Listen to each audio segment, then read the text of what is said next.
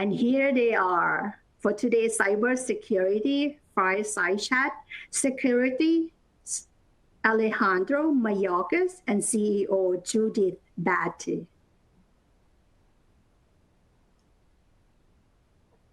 Thank you so much, Professor and Judith. It's wonderful to spend a few minutes with you, and thank you so much for the partnership. Thank you, and thank you for having me. We are so thrilled to be here. And I want to thank Dr. Boonthum-Denecke for the great introduction. And I want to thank the RSA organizers for inviting Girl Scouts and letting us participate in this wonderful, wonderful day. So everyone should know that Judith and I agreed beforehand that we're going to address each other by first name to bring a bit of informality, since I apparently was incapable of taking my tie off and being hip for this cybersecurity discussion. Indeed, we did. Well, Judith, the Girl Scouts has really been a groundbreaker in empowering girls and young women. And I think a really phenomenal example of that is the initiative to award cybersecurity badges to young girls and young women. And I'd love for everyone to learn, and myself included, how that initiative came about several years ago. Right. So we began our cybersecurity journey back in 2017. We had a partnership with Palo Alto Networks. And through that partnership, we have created 18 badges. In Girl Scouts, we have 6 different levels. And we have 18 badges, 3 for each level. So we have badges for 5-year-olds and badges for our older girls as well, all the way through high school. And it's actually really kind of amazing to see a 5-year-old sort of begin to learn coding, right? They learn coding, they learn about protecting themselves and what security means. And then our older girls, they learn about cyber warfare and hacking, and they get to do simulations. So, the Girl Scout program is girl-led, but it's also you learn by doing. So it's really, really gratifying to see these girls learn cybersecurity. We partnered with Raytheon about 3 years ago, and we had the Cyber Challenge. It was the first ever Cyber Challenge, and cyber.org is our partner for content creation. And on that particular day, we had high school and middle school girls participating, learning about cybersecurity, and it was great. We learned a lot, and we created a playbook. And so that Cyber Challenge, which Raytheon funded for us, is now available for our councils, and our councils every year have a Cyber Challenge in their various areas. So that's been a great partnership. But we started it because our girls asked for it. Girls read the paper, they're online, they want to be safe, they want their families safe, they want their community safe. And we answered that need, and very happy that we did, indeed. And we're all the better for it. We are.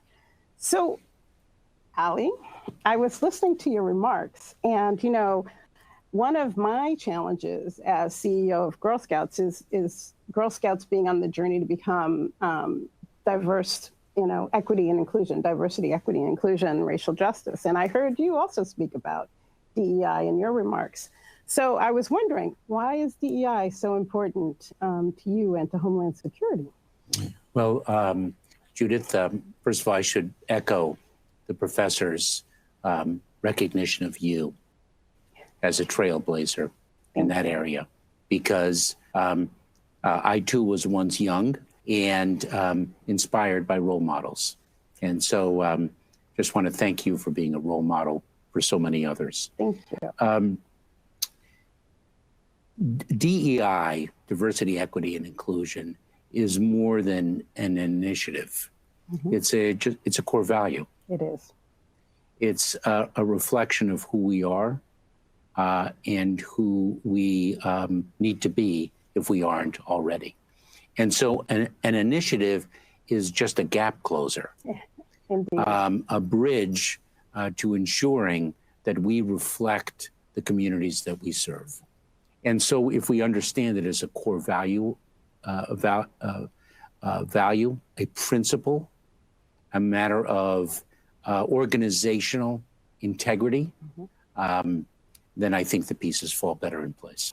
I couldn't agree with you more, and we are doing that work at Girl Scouts as well. I have to say that I was actually a little surprised, and maybe I need to bone up on my history a little better, but I always thought that the Secret Service was part of the Department of Treasury, and I heard you talk about the Secret Service today as well as the Coast Guard, and they are now part of Homeland Security, as I understand it. But I was wondering, what do they have to do with cybersecurity? So first, at one point in time, the Secret Service was indeed a part of the Department of Treasury, and we're incredibly proud that it is part of our family. The United States Secret Service does extraordinary work in the investigation of cyber criminal events. Okay. They have unique expertise in the financial sector specifically, though their work is far more expansive than that now, because cybersecurity certainly isn't relegated to one, the harms are not relegated to one sector of our lives, as I mentioned in my opening remarks.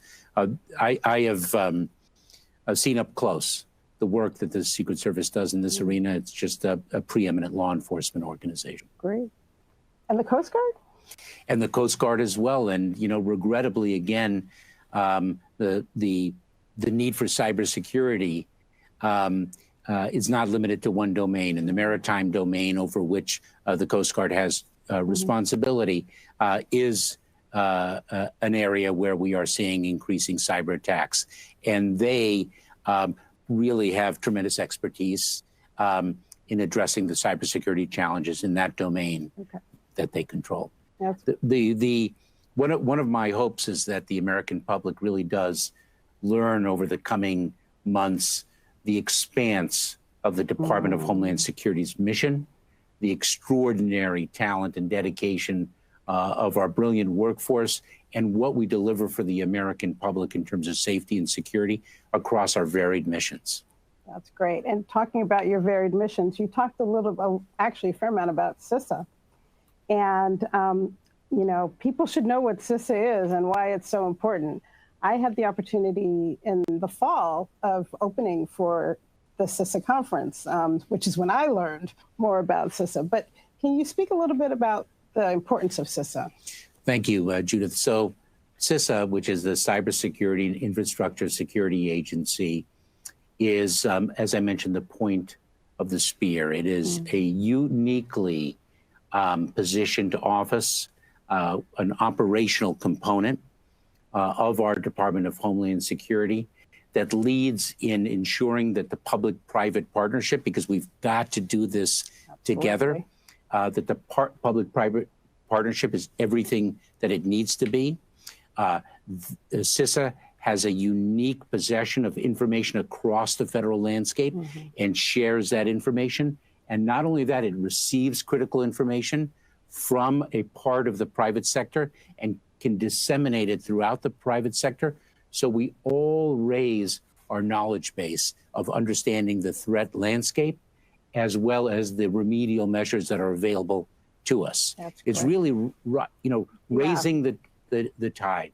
And CISA is the quarterback. That's great. And as I mentioned earlier, if I may, the federal government has been in need of a quarterback, and we really are bringing an all-of-government approach to this, and we're incredibly grateful to Ann Neuberger for really energizing this effort in an unprecedented way.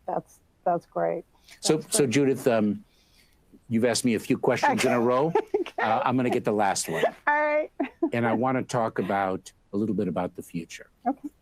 So the work, the mission of the Girl Scouts is to empower girls and young women. It is. And I'm a father of 2 empowered young women. Excellent.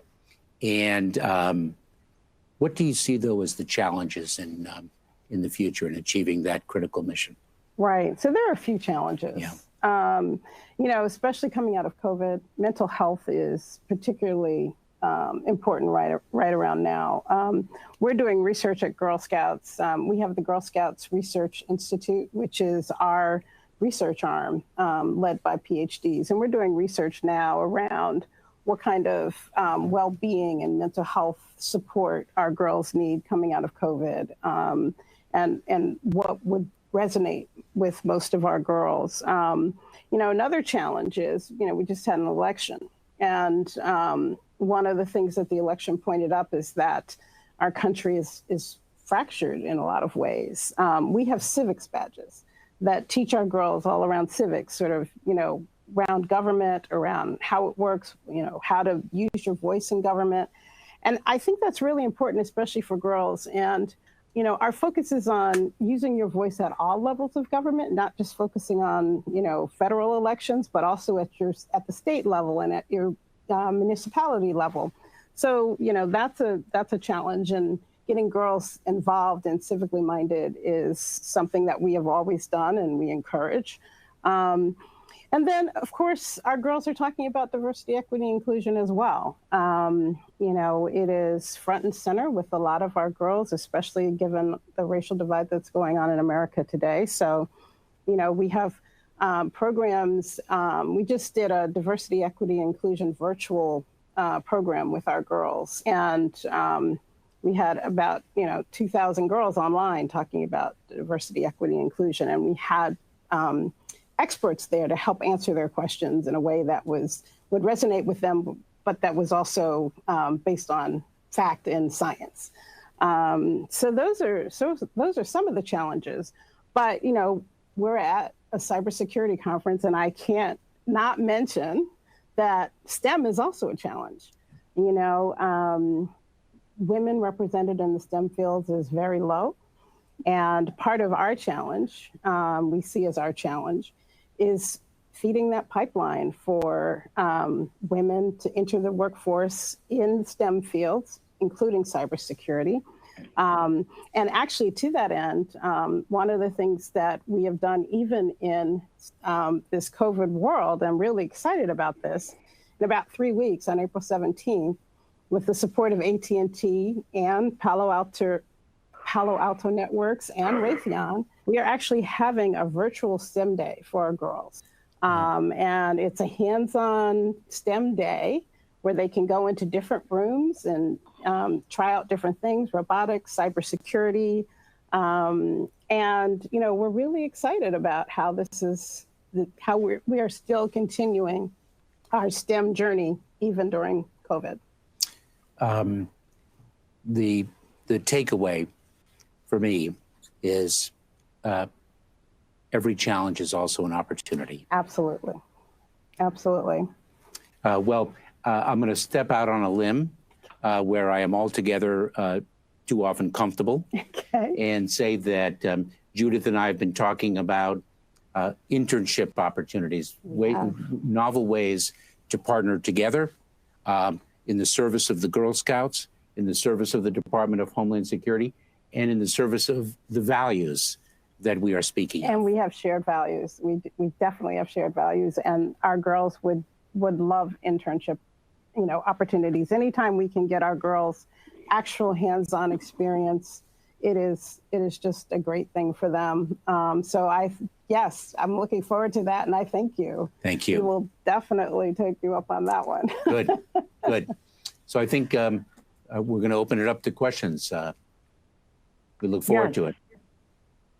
And Professor, thank you again. Mr. Secretary, we have a question for you. What is considered the greatest challenge to mitigating cyber risk today? So I don't know if everybody heard the question. What is the greatest risk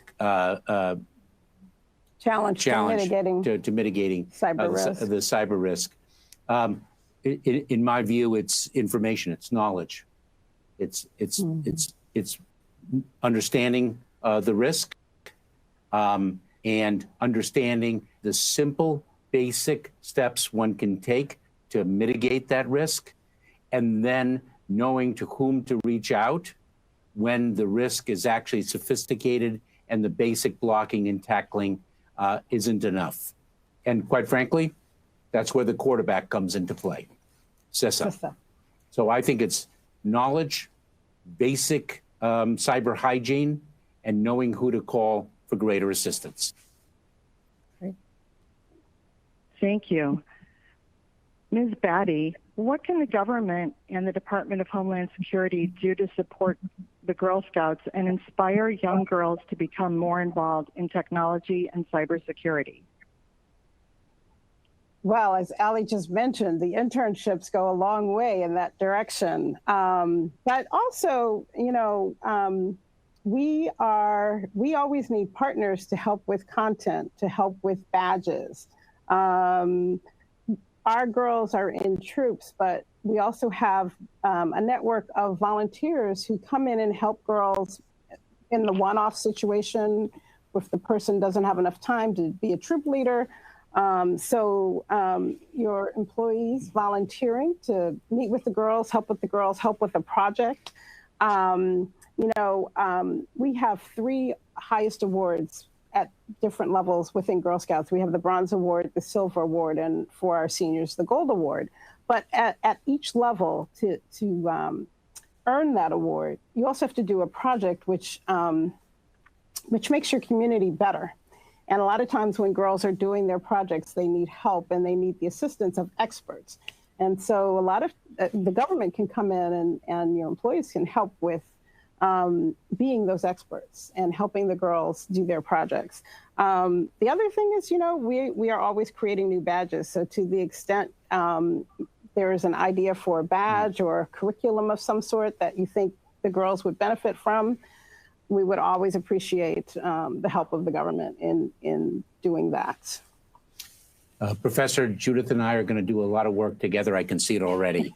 I'm just thinking of the people around me in the Secretary's office, what extraordinary role models Exactly. For girls and young women. Exactly. If you see it, you can be it. Thank you. Mr. Secretary, you said you are a man of action. Looking ahead, if you think 10 years into the future, what would make you proud if the department would achieve with that respect to cybersecurity during your tenure? So thank you for that question. One, that the Department of Homeland Security is unquestionably able to lead by example. That the department's cyber hygiene is respected as a model to emulate. 2, that we have been so successful in our quarterbacking enterprise that the federal government's cyber hygiene has been elevated so substantially that we as a federal government can lead by example. 3rd, that our partnership with the private sector is seamless and that we are really sharing information so ably to raise the cyber hygiene level throughout the government. And also critically, that our partnership is so mature that cyber criminals and malicious actors understand that we are one, and we will respond accordingly. Thank you very much. Ms. Batty, many people think of younger girls as Girl Scouts, but folks are not familiar with what Girl Scouts offers for older girls. You mentioned awards. Could you elaborate, please? Certainly. So our highest award is the Gold Award. And the Gold Award is earned by seniors and juniors in high school for the most part. And we award, there are about 4,000 girls each year who earn their Gold Award. And the Gold Award, I think, is really special because what a girl does is they decide what their project is, they develop a project, they develop the plan to execute the project, and the project itself has to impact the community they live in. It has to make the community better. So a girl is learning all kinds of skills in carrying out her project, and in the end, her community is better off for her project. And, some of the projects have just been absolutely phenomenal. One STEM-related project, although not cybersecurity, from last year, a girl lived in a rural community in a ski area. and the closest hospital was an hour drive away. She devised a plan to create a heliport, a solar-powered heliport. And that community today has a solar-powered heliport that can transport patients to the hospital. And, you know, she was 16. So she devised the project, she carried the project out, and the community is better off for it because they now have a way to transport patients to the hospital in an efficient, quick manner. So our Gold Award is something that girls aspire to. It's something that is viewed as a benefit on college applications. Our girls get scholarships because of the work they do to earn their Gold Award. It's viewed by the military as a benefit. You go in, I think, a grade higher if you have your Gold Award. So there's a lot of opportunities for our older girls. Not to mention, Girl Scouts is also fun. Judith, can a young woman who has not grown up in the Girl Scouts, can she come in at an older? Oh, absolutely. You can join at any age, up to 18. But yes, you don't have to start young, and you can start it in high school. You can start in 10th grade. Yes, absolutely. You know, it's interesting you referred to different skills, and I think it's important for young women, girls, and young people generally to understand that one doesn't necessarily have to have technical expertise to be able to contribute to the cybersecurity mission. You know, the cybersecurity landscape is an incredibly dynamic frontier, and different skill sets are needed to really advance it. And so whatever, if the field interests you, you will have the skills to contribute meaningfully. You know, I forgot to mention one really important thing about our badges, which you just triggered my memory. Our badges are both plugged and unplugged. So all 18 badges, if a girl doesn't have access to Wi-Fi or access to a computer, she can still learn the concepts and learn the skills. There's directions and there are tasks and skills they learn, even being unplugged.